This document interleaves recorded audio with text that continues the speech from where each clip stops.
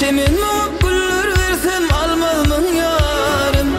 Bakman senden özgü gıyda, kaçmasam iyi vur yada. Feygüde yol yoktur ida, bilmezmin yarım.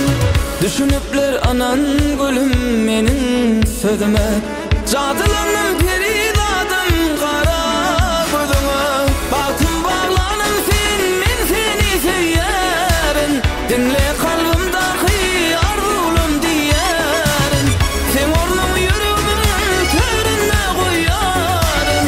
İlkinci sevgilim bolmamın yarım.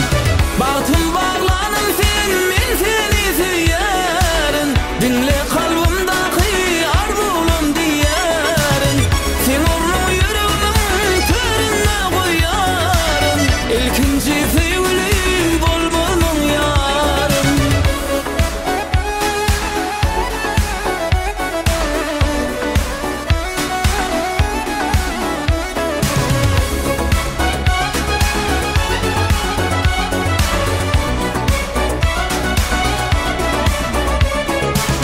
Dinle seni ip yaşayarın, al seninki şirin canım.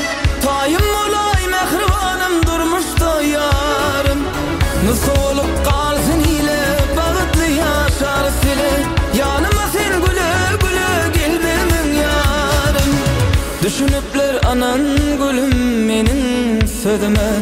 Cadılanım